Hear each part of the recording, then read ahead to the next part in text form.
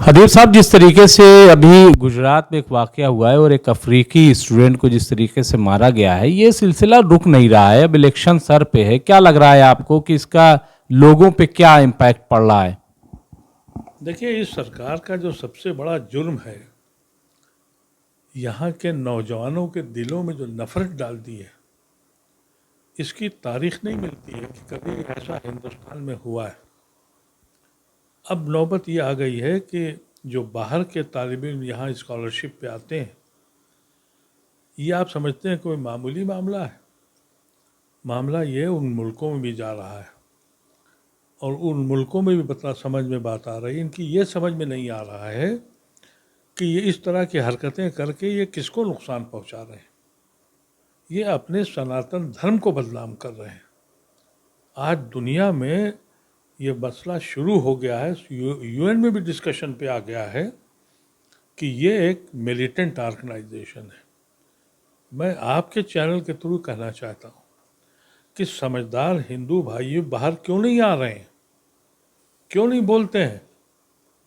ارے یہ افغانستان میں طالبانیوں نے اور اس طرح کے لوگوں نے جو آواز اٹھائی تھی، اور بغداد میں ایک موومنٹ شروع ہوا تھا کہ انسان کو مارو اور کہہ دو جنت جا رہے ہیں، ہندوستان کے ہر مسلمان نے، چاہے عالم دین ہو یا ایک عام شہری ہو، سب نے یہ کہا تھا یہ میرا دین نہیں ہے، یہ مسلمان نہیں ہے. اتنی جرت آج سیکولر ہندوؤں کو کہنی چاہیے. چپی کیوں لگا رکھی ہے؟ ہمارا نقصان نہیں کر رہے ہیں آپ. اپنے مذہب کو، جس کی شناخت وویکانند نے شکاگو سے پہچنوائی تھی. شکاگو میں وویکانند نے یہ کہا تھا اور اپنے کو سمجھایا تھا، اور وہ بات کہی تھی جو اللہ نے اپنے کلام میں کہی ہے، لکم دینکم ولی دین، تم کو تمہارا مذہب، مجھ کو میرا مذہب.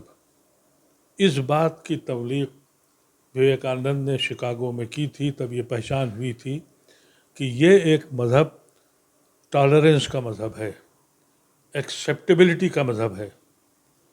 جس کو بھی آپ اپنائیں، ہم سب بھائی ہیں، ہم سب ہندو ہیں.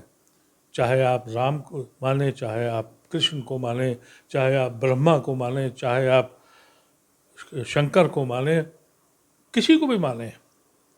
یہ سناتن دھرم تھا. لیکن آج ایک نیا اوتار پیدا ہو گیا ہے جس نے شنکراچاریہ کو بھی چھوڑ دیا. شنکراچاریہ وہ شخص ہے، وہ تحریک ہے جس سے سناتن دھرم واقع ہوا اور یہاں سے بودھ دھرم کو نکالا. یہاں تو بودھ دھرم کا قبضہ ہو گیا تھا اشوکا دی گریٹ کے بعد. آج یہ کون سے لوگ ہیں ہندوستان کے اندر، ہندوستان کے باہر؟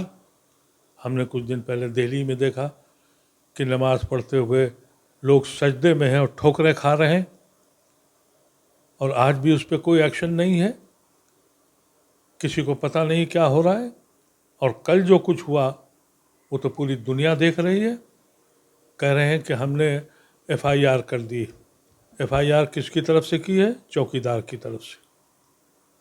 کیا مطلب ہے اس کا؟ جن بچوں کو مارا ہے آپ نے، ان کی طرف سے ایف آئی آر ہونی چاہیے تھی. وہاں کی وائس چانسلر یہ بول رہی ہیں کہ صاحب ان کی کوئی پرانی لڑائی تھی. یہ ستم ہے. اور یہ کون لوگ کر رہے ہیں؟ وہ لوگ جو ہائر ایجوکیشن لے رہے ہیں، اس کیمپس میں جہاں تعلیم، اعلیٰ تعلیم ملتی ہے. اگر وہ لوگ یہ کر رہے ہیں تو کون سا ہندوستان بنانے جا رہے ہیں؟ بہت افسوسناک اور شرمناک حرکت. حدیب صاحب، کچھ کارروائی تو ہوئی ہے، 2 لوگوں کو اریسٹ کیا گیا، ایسی خبریں آ رہی ہیں. صاحب وہاں پولیس موجود تھی جس وقت یہ غنڈہ گردی ہو رہی تھی. پولیس نے کیا پکڑا ان کو؟ کیا روکا؟ 2 لوگوں کا نام ڈال دیا ہے. کچھ دن کے بعد یہی آئے گا کہ انہوں نے تھپڑ مارا تھا، انہوں نے گھوسا مارا تھا، اور بات چیت ختم ہو گئی. لیکن یہ کوئی انڈیویجول کی شکایت نہیں ہے. یہ تحریک، ایک ماحول تیار کیا گیا ہے.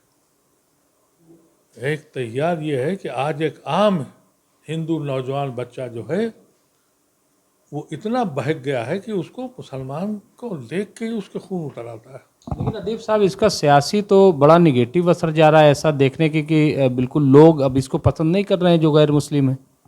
یہ تو اس الیکشن میں پتہ لگے گا. اگر اس الیکشن میں مودی کو 200 سے زیادہ سیٹیں ملتی ہیں تو یہ سمجھ 200 سے زیادہ تو یہ سمجھ لیجیے گا یہ ملک 35% کے قریب اپاہج ہو گیا ہے. اس نے سوچنے سمجھنے کی صلاحیت ختم ہو گئی. اور اگر یہ حکومت بنا لیتے ہیں تو پھر اس ملک پورا ملک اپاہج ہو گیا ہے. یہ سمجھنا چاہیے ان لوگوں کو. ہم مسلمان جس طرح سے بھی ہیں ہم نے بہت خاموشی اختیار کی. ابھی انہوں نے CA کا تماشا کھڑا کیا. بہت سمجھداری کا ثبوت مسلمان بھائیوں نے دیا, خاموش رہے. ان کا یہ خیال تھا کہ وہ سڑکوں پہ نکلیں گے, ہم خود ہی پتھر ماریں گے اور خود ہی بوال کر کے اس کو ہندو مسلمان کر دیں گے. لیکن مسلمان کے اب سمجھ میں آ کے آئے, وہ خاموش رہا, وہ فیل ہو گئے ان کے. تو میں یہ سمجھتا ہوں کہ اس کے بعد بھی اگر سرکار یہ بناتے ہیں, اور میں سمجھتا ہوں کہ 200 سیٹیں بھی مل جاتی ہیں تب بھی 30% کے قریب یہ ملک اپاہج ہو جائے گا. میں سمجھتا ہوں کہ اگر واقعی ہندوستان کو بچانا ہے تو ان کو 200 سے کم کی سیٹیں لانی پڑیں گی. تب آپ فخر سے کہہ سکیں گے کہ ہاں ابھی ہندوستان زندہ ہے اور ہمیں فخر ہے ہندوستان پہ. شکریہ.